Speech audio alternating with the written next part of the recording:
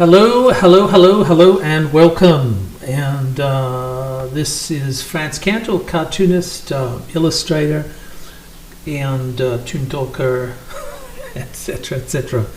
So, yaksamash, we're going to have a nice, sexy time. We're going to draw this character, which is Borat, aka Sacha Baron Cohen. Of course, this is the famous mockumentary.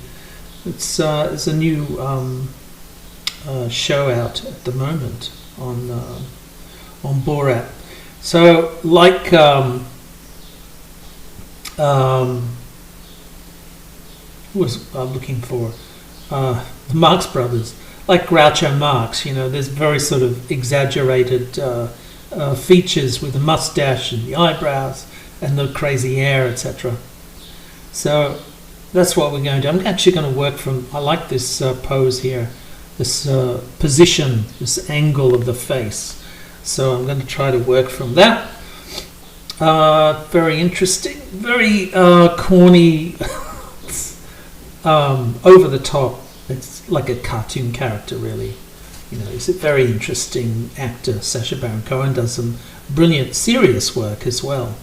And but he's very well known for his comedic characters, and is so beautifully invested. He's perfectly suited to dupe, you know, the unsuspecting participants in the comedy. So Borat, the new film, or the film that actually launched it, was Borat, Cultural Learnings of America for Make Benefit Glorious Nation of Kazakhstan. And that was in 2006. And that was a character that appeared on his show, the Ali G show. And Ali G, all of the characters that he plays are really beautifully, like Bruno and Ali G, they're really beautifully detailed. And characters are to the point where actually I couldn't physically watch Borat because it was so uncomfortable. I kept thinking he'd get arrested any second now. And but I have watched his other pieces, his other work, and I've seen the new Borat film last night actually, which was really good. So let's try to delve into this character. I've done some thumbnails here to try to get a handle on it. This looks like a fishing hat, doesn't it? So what I've decided on is to try to create something that is very elongated, and I think that can kind of help with the angles and the expression. So that's what I've actually done. So I'll be centering in on this thumbnail here. And the photograph that I'm working on is from an outdoor shot. It's this one here. So the lighting is coming in from the above and probably from the left. So you're going to get shadows that are forming on the right-hand side of the figure. All right, and the other thing we need to concentrate on, of course, is the recognizable features. So all of the details, even though we're moving the goalposts of the game, we still need to make those goals. So the goals here are the eyes, the nose, and the mouth. So that's what we call what I call anyway, this sort of T-zone. Or a mask. You can call it a mask if you wish, if you want to include Mexican masks in the idea of a mask rather than a Zorro mask. So the idea is that you're creating a dialogue between the elements of the features of the face. So the eyes, the nose, and the mouth all have some form of relationship to one another, and the relationship is based on their connectivity. So underneath the skin is a whole bunch of these little fibers and tissues and things and muscles that give the face its full articulation. So the articulation of a human face even though that the same number of muscles are on say, a monkey skull, on monkey head, right? The same number of muscles are here. We just use our muscles extremely, very, very differently, and we use them for extremely subtle communication. All right, and that's really a key element of why they're so difficult to draw, because we're so used to reading these micro expressions and things that we have a keen sense of what doesn't work. All right, so keeping all of that aside, we're going to keep an eye on perspective, which is the figure created in the three-dimensional idea, and the head, in the three-dimensional concept, and what else? Anatomy and the basic construction methods of a head. So we're going to keep all of those things. It's not a shopping list. You don't go through a list one at a time. These are things that occur to you in the drawing process itself. So what I've done is I've taken this pencil sketch, this thumbnail, call them rough thumbnails. I kind of like to work out my ideas ahead of time. And then I've sketched it up on very roughly on toned paper. So what we're going to be doing is we're going to be using toned paper with 3 colored pencils, a brown pencil, a white pencil, and a black pencil. Now what I usually do is I use soft lead pencils, colored pencils, like Prismacolors, which are very soft, the white and the brown, and that's terracotta, and black, which is a polychromo. So you can press a bit harder with this. So the lead itself is a little bit more durable. All right, so let's try to push in and get some details happening here. Right, I think I might just move the eyes a little bit. Just notice that they're not working for me at the moment in their present position.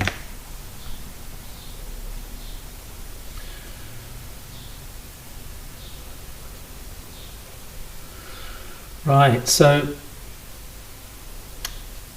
probably like yourselves, I watched Ali G and all of the different wonderful sketches and the way that he'd take the piss out of people, out of interviewers, and really difficult things too, like racism, issues about racism and poverty and inequality, and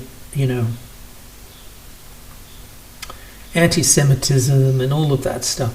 So all of things that we find uncomfortable to broach. Most normal people find these things like scary, to talk about. He does so in a comedic sense, and I think it's much more valuable that way, because people tend to drop their guards in comedy, and it's kind of like discovers a form of humanity that was hitherto disregarded or ignored. It's kind of like finding the best aspects of people rather than their worst aspects. So Louis Theroux, for example, is a documentarian, not a mockumentarian, but a documentarian, and he has a very nice manner. But again, some of the subjects that he uncovers and topics that he talks about are really unpleasant, and I think it's sort of a safety valve, if you will. Comedy is kind of a safety valve in that it can deal with these toxic situations and topics in a more relaxed form, a relaxed way, and that kind of I find that more revealing actually than Louis Theroux's in-depth, an analysis of people and situations. So, as I said, I've not seen the first Borat film because I found it really uncomfortable, very confronting. Not the nudity part, not the mankini or anything like that, but it just some of the people that he was making fun of or interviewing. I felt that I felt really uncomfortable in that he could have been beaten up at any second, and that was very scary. So it's something that I think is necessary today to focus on things like that. I'm not making any. I'm not alluding to the fact that the topics are too serious for comedy. I don't believe there's such a thing as a topic that's too serious for comedy. I think that comedy has it's just drama but timed differently, so you get a different effect. That's how I view it anyway. So I that's my opinion. That's my point of view. I just find it. This is a very interesting fellow, and this character, more than any others, very very revealing. And what he reveals is not so much of himself, because it's made up, right? But he reveals about us. And whereas Louis Theroux obviously is revealing the worst parts of us, some terrible, terrible things about humans. He Borat sort of does the opposite. Borat, I feel, reveals that underneath all of this nastiness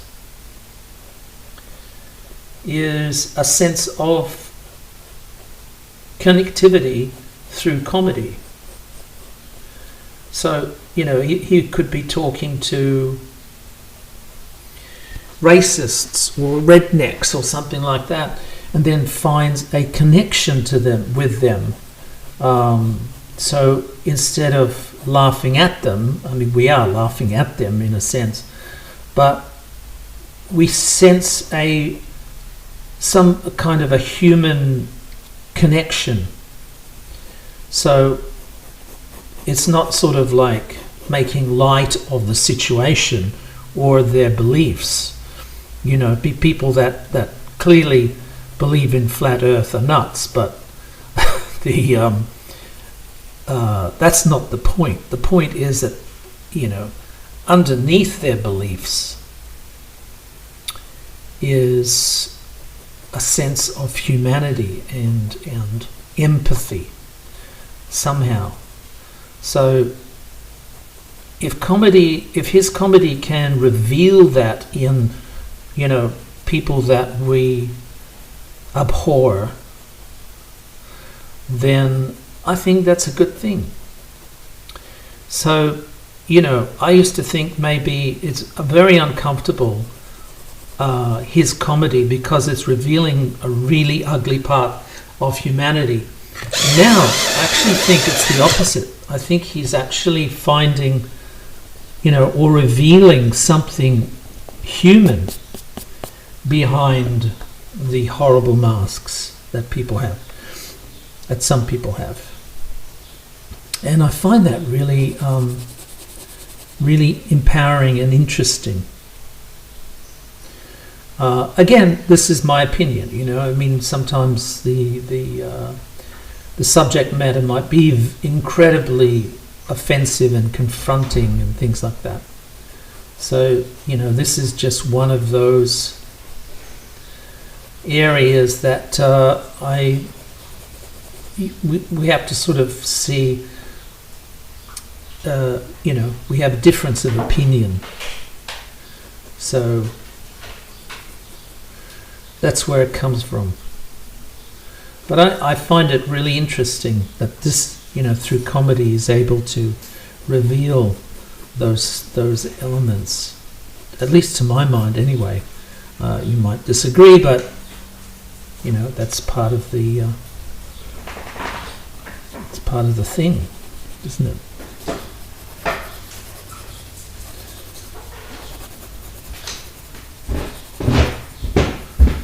So by laughing at racism and all of these issues, we reveal how silly they are and how petty these feelings are, and these conspiracy theories, etc.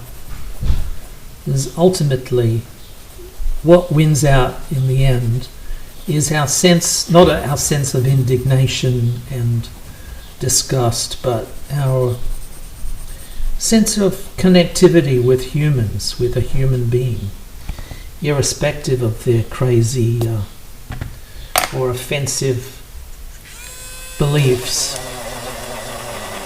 And maybe like it's a unifying thing. I think it's a kind of I think it makes us feel better to laugh at horror rather than be scared. Again, my opinion, so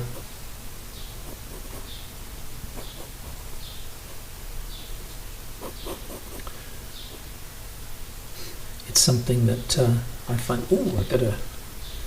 now the teeth here are very prominent in in all of the cartoons and caricatures I've seen of Borat.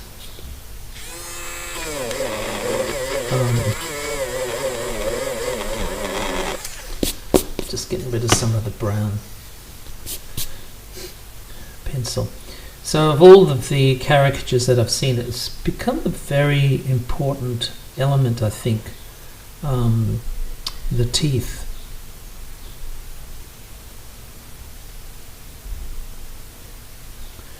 So I'm going to try to, even though it's a bit fuzzy, I'm going to try to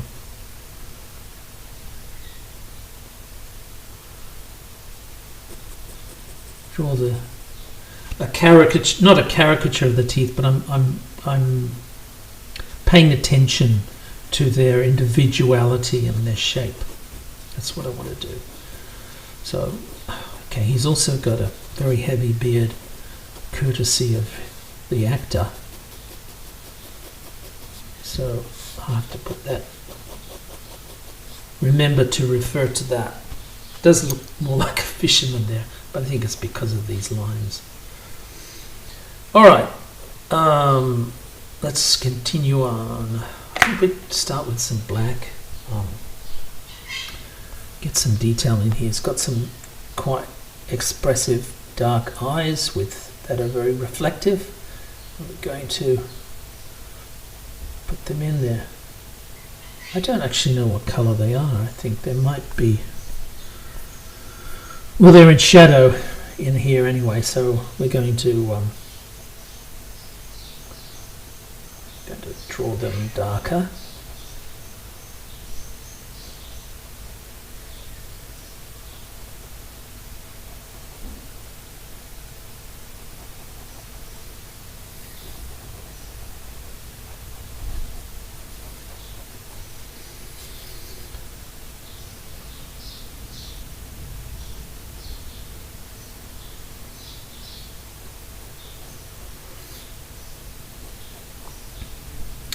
So Borat started out as a character, a Kazakhstani journalist, a character that Sacha Baron Cohen created for the Ali G show, and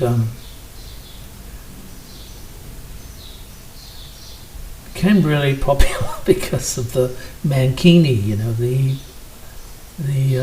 and the mannerisms and things, very sexy time.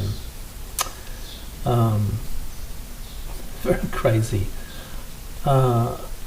Again, it's caricature to draw attention to certain negative stereotypes, perhaps, of men, Northern European men perhaps.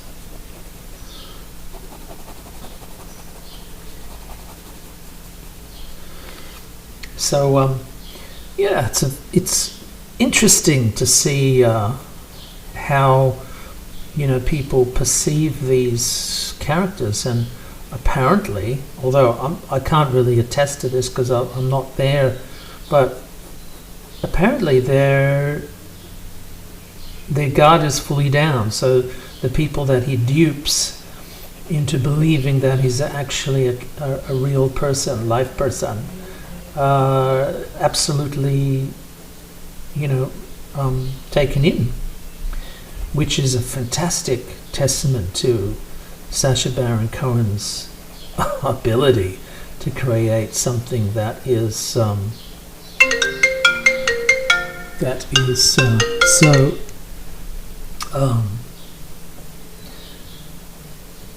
believable. Sorry for that.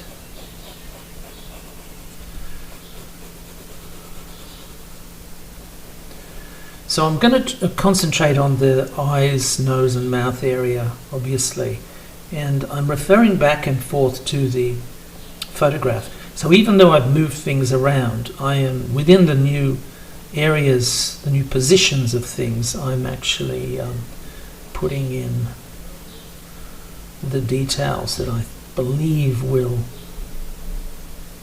help.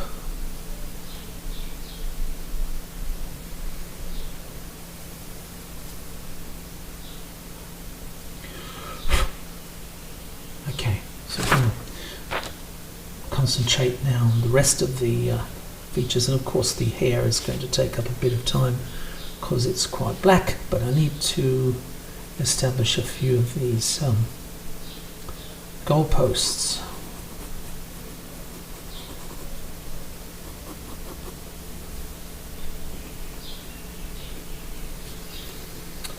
Very nice.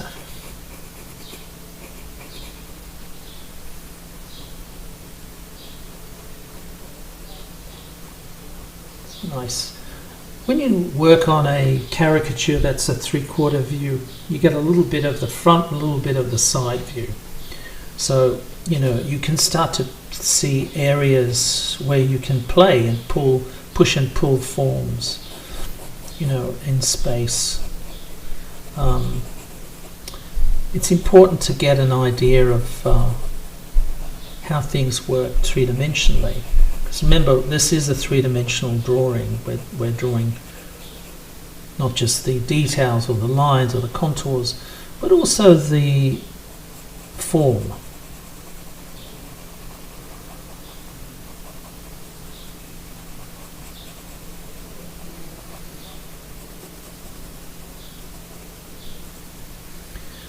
So in the drawing process,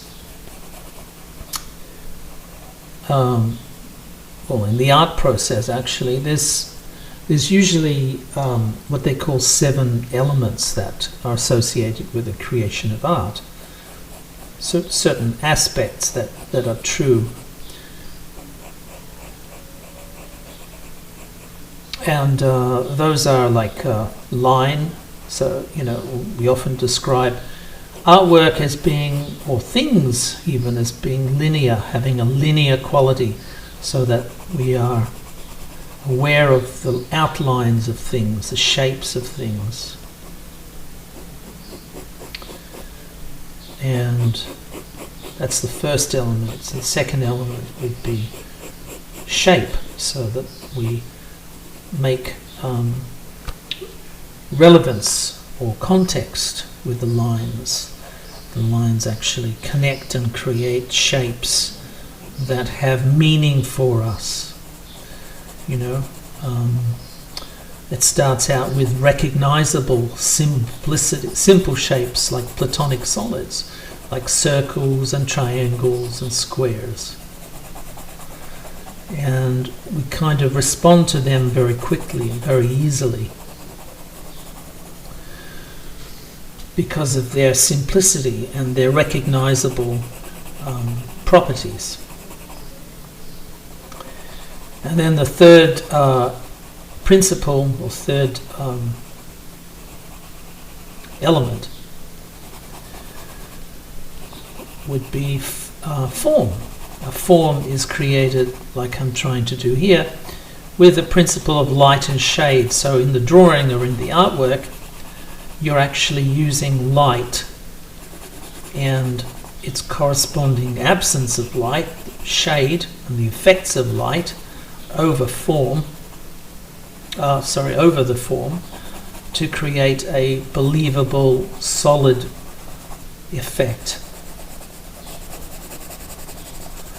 And this is the creation of form by using light and shade. And the contrasting aspects of light and shade, of course, the how dark something is or how light something is refers to its tone. So something can be quite tonal in that there's a lot of different tones in it, light and dark, and shifts in tone. We often talk about black and white photography in terms of its tonal values. So values are kind of a register between light and dark. Different amounts.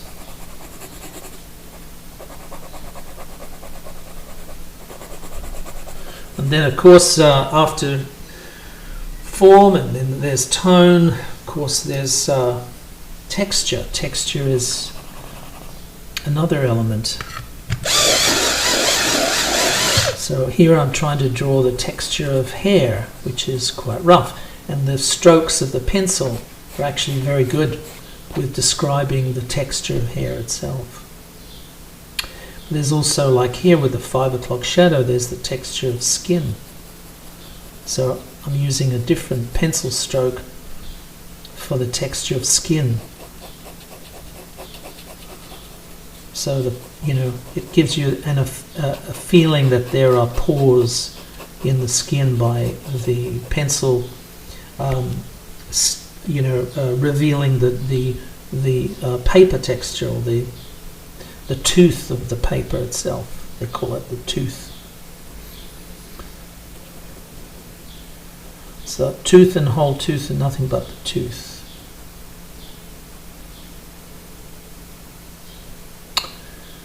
So after that, there's a warmth to this texture, to this drawing, created with the terracotta, or the brown pencil.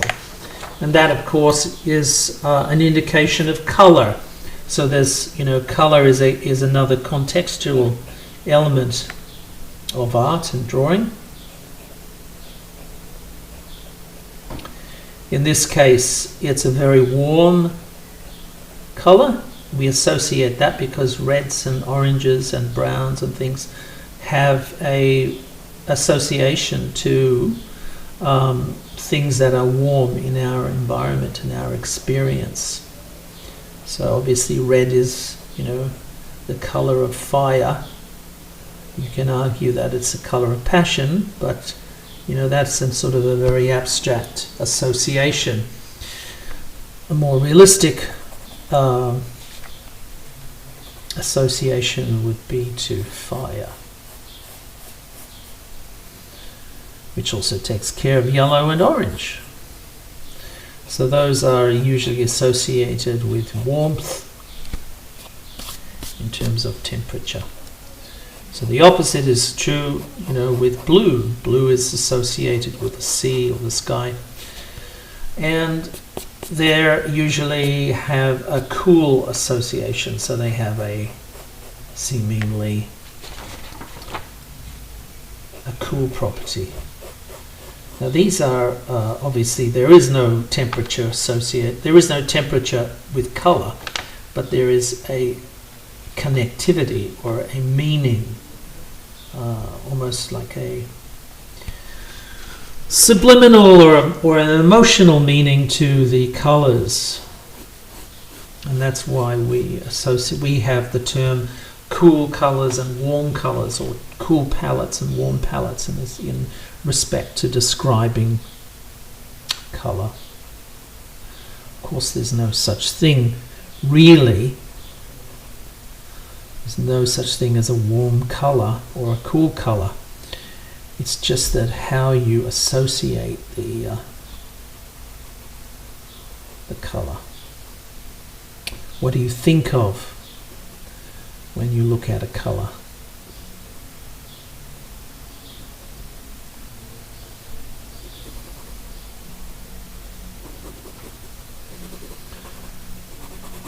So after colour, after texture and then colour, there's space. A space refers to the environment, the background, or the world, the placement of the artwork, the drawing. Is there a sense of dynamic space, of depth, right? Is it, and we use different tools for that, like perspective, which is a scientific principle of spatial cues. Spatial information, which give us a sense of the object in a believable environment. In this case, space it's a relative term, but compositionally I'm using spatial elements like overlapping shapes over this border. I've created this border, this edge, this window, this shape here, right? And compositionally, I'm creating what they call negative space, which is used to balance the positive space, which is Borat. So that draws attention to the contours, the shape of Borat, of the face, etc.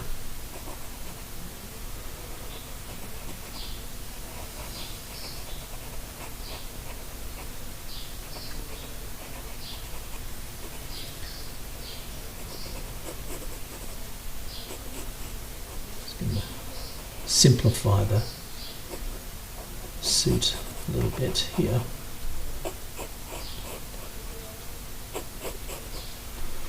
I love drawing suits. They have a lovely design, sense of straight and curve. They're really cool. Very nice. Alright, let's try to handle the name tag underneath the ribbon. See what we can do, hopefully.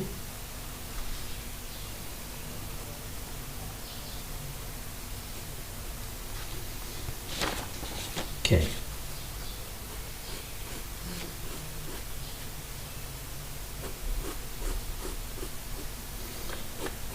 So these are just little elements that I like to put in to give a bit of gravitas to the drawings.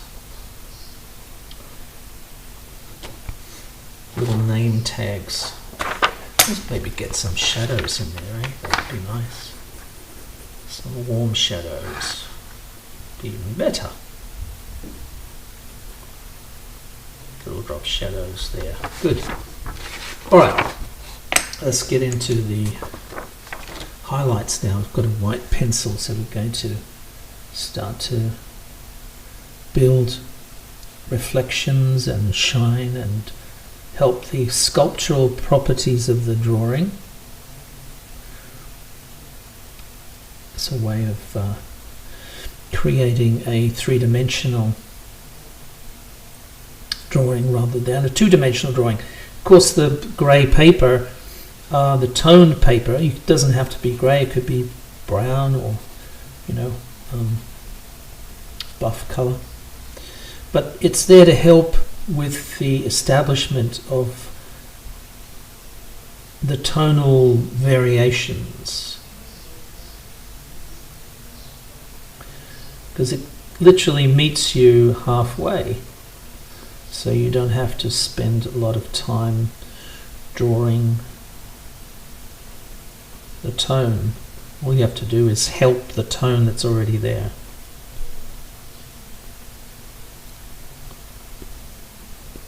We'll work on the glossiness of the teeth with a Posca brush pen in a moment.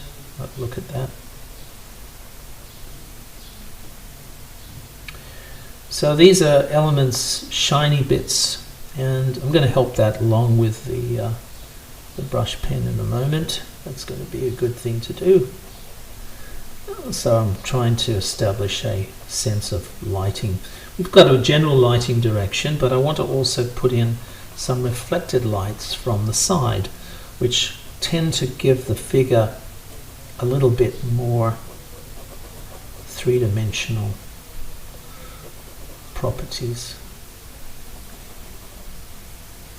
So there we go.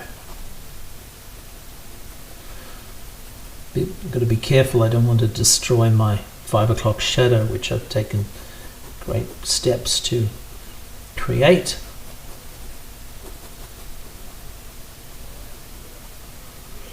So we'll just put another element of shine on the edge. A little bit here and there, I think would be good. Now concentrate on the shiniest parts of the face and to create a sense of believable variations in texture, given in mind that this is not metal, it's flesh, so it has glossy parts but not all over. So if you look at the face, we're kind of massaging or feeling sculpturally, we're touching Borat's face here in many ways, because we're creating a dimensional drawing. So it's like, almost like playing with clay. You're just referencing and thinking about solid forms and the textures associated with those forms. Good. So open up a little bit, put a bit of light in there. Let's go over to the hair. It's not very glossy, looks very matte usually. Ears are very interesting, aren't they? Because, it's not just the shiny bits of the ears that are catching light, but ears themselves have oil, which means that inside the shell of the ear is usually a reflective area which has collected shine or oil. Depends on the ear, everybody's different. That's a given. But I think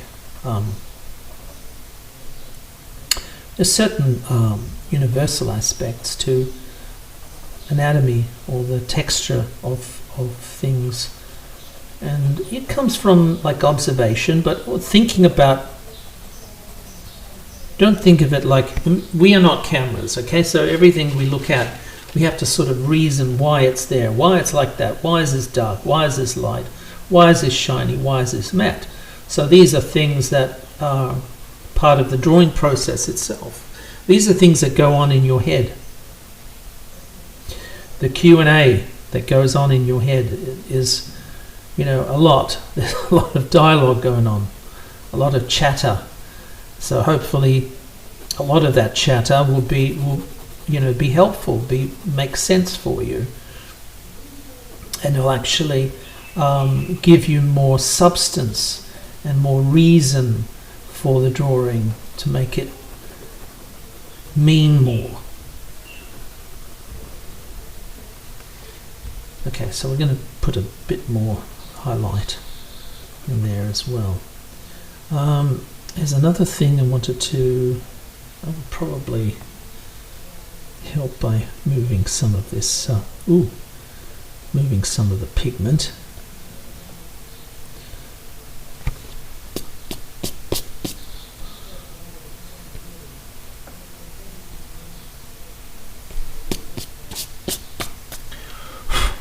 Okay.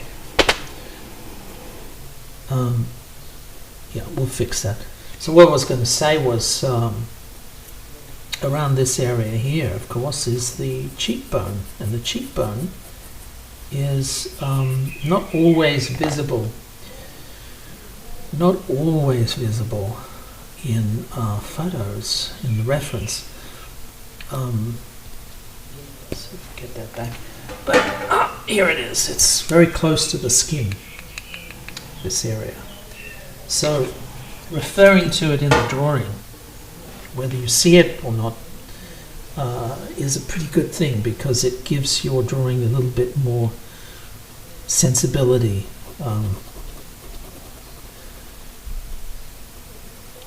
It sort of makes a bit more sense.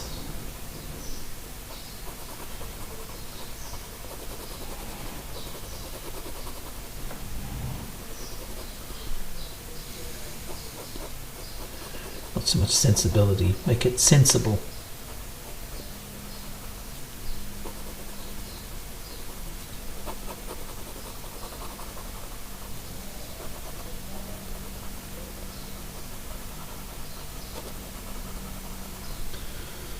Okay. It's a nice soft pencil there. Prismacolor white, it can build up on itself like pastel. Of course, it's not going to give us all of the contrast that we need. We're going to play with the pen moment to pick up where the white pencil left off. Let's first of all get a very fine point paint pen, and we're going to put some of these reflections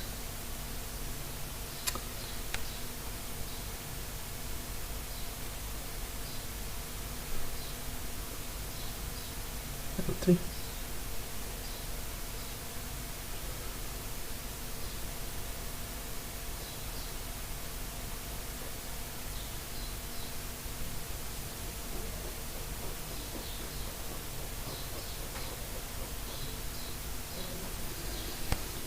Okay.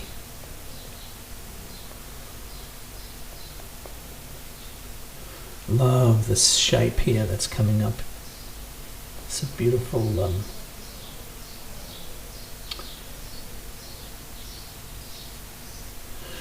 dynamic shape.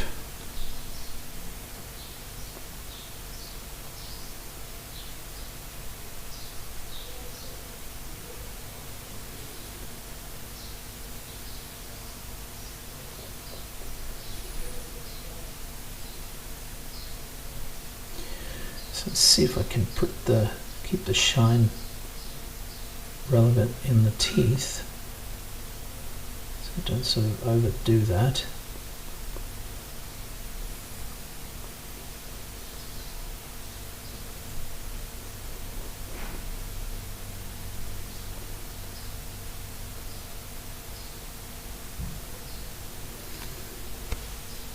So far, so good. So we're going to use a bit of use a brush version of this in a second. I can find it. Here it is. So again, this is another paint pen, and it's got a, rather than pushing the tip down, it's got a plunger at the top, so that pushes the pigment into the brush at the tip. There we go. Don't do that over the artwork. So this sort of become activated now. And the beauty about this is it has the ability to be thick and thin, which is nice. Give it a little bit of subtlety to the drawing, to the paint.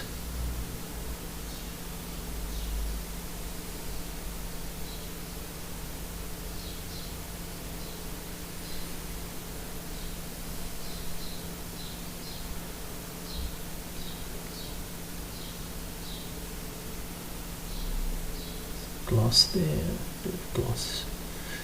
I'm doing that because I feel that there is a bit of gloss on the upper lid of the face occasionally.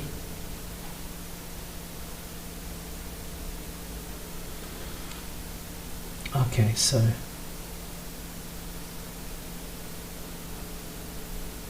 paint around this is going to take a bit of time, but hey, I think it'll be more effective.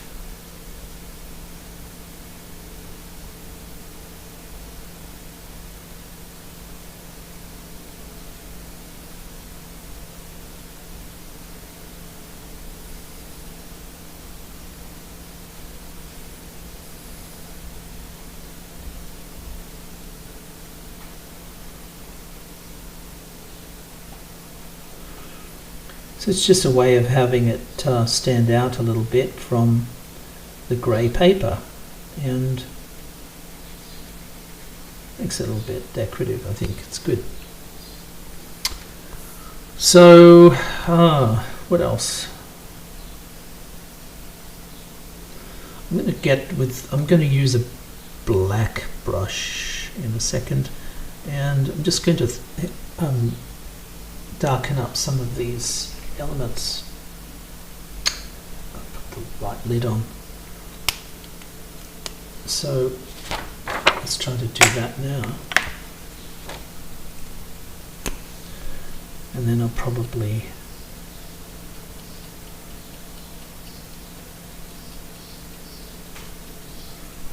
it's a different brush pen. Of course, this is a Zig brush pen. And this is a sort of a calligraphic ink, so it's not quite as strong as Indian ink, but it does go quite flat, and it is darker than, say, the black pencil, even though I've pushed really hard onto the paper. Of course, you're not going to get absolute black, and I just want to help the drawing out a little bit with a bit more contrast to make it nice and strong.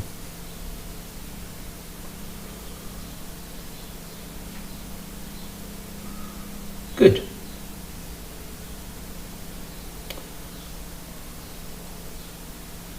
Put the pupils, which are definitely black, and probably the eyelash zone rather than the colouring in the whole of the irises.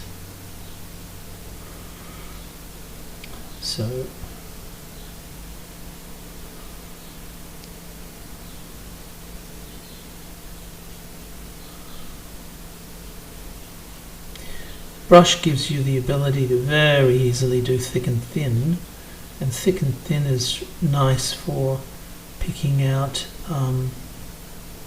the figure, the details from the background.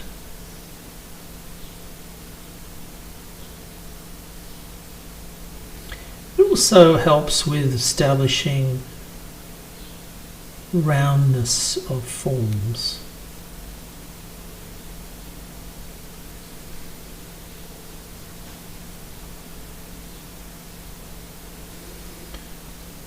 There we go.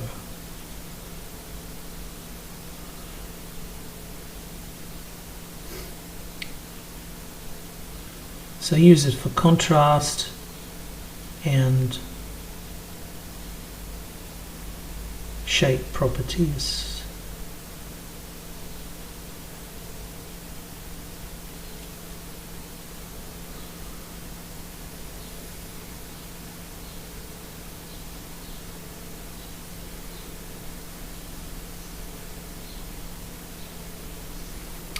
try to get this curve at the nose.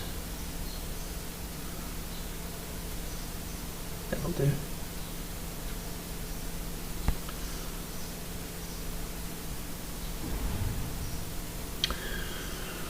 Okay, so what can we do now to get more mischief happening here?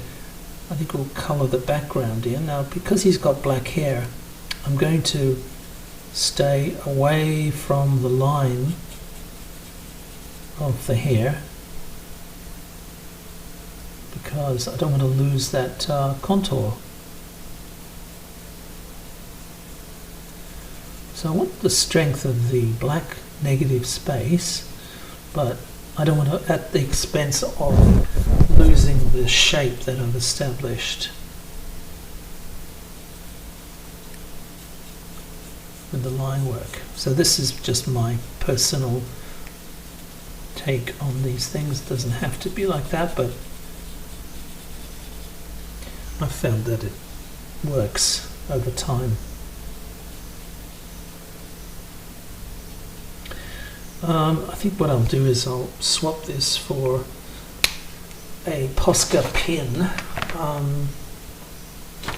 Let's try and get a black. That's a black Posca. Posca, like the Zig brush pens, the ink is going to sit on top of the paper. It's not going to sink in like a spirit marker. And it's going to be quite nice and opaque and flat, which is fantastic because that's what you want. You want sort of an evenness of this area around the head, so you don't want it to stand out too much.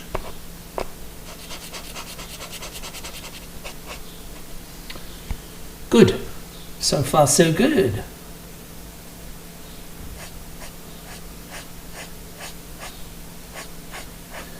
I'm glad I saw the second Borat film, the new one.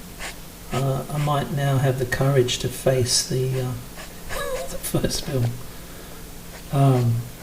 Now that I'm sure that, you know, it didn't end in tragedy. It's very confronting. You know, the people that he talks to.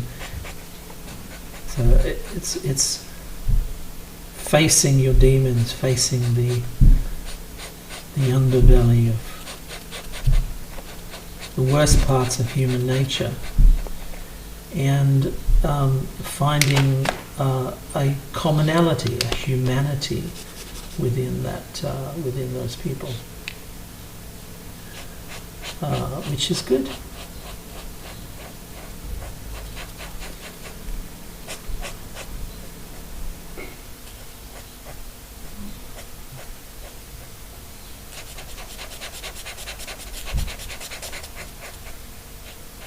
There we go.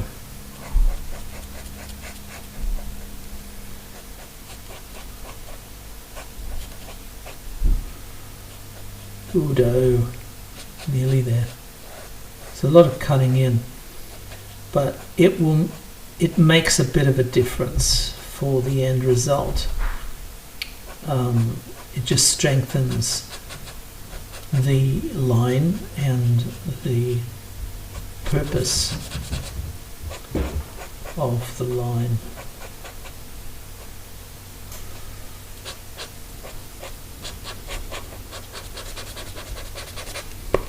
It doesn't have to be black, of course. It could be something else, a different tone. It could be white almost, because the grey paper is actually quite inviting in terms of the opportunities for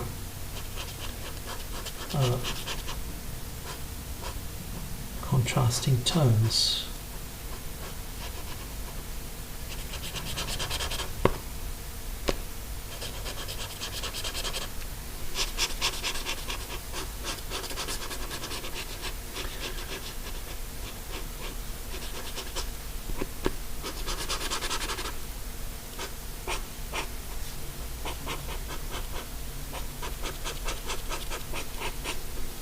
Good.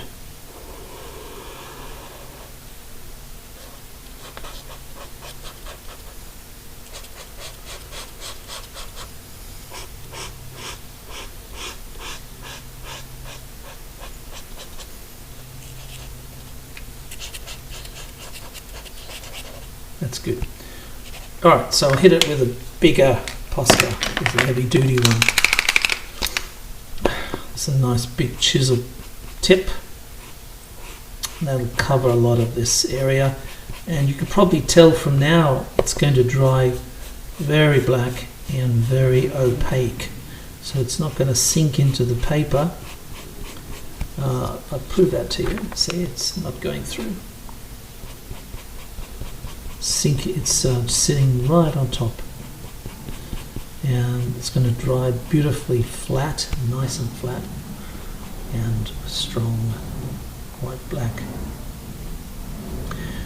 Perhaps not as black as Indian ink, as I said before, but you know, Indian ink has a tendency to pool and to create a shine where it's unwanted. At least that's to my experience. So it's going to dry nice and flat after a while. So let's try to fix up the name and move on. Finish up. So I've tried my best to create a sort of Cyrillic letter shapes here, but I don't have time to do it really justice.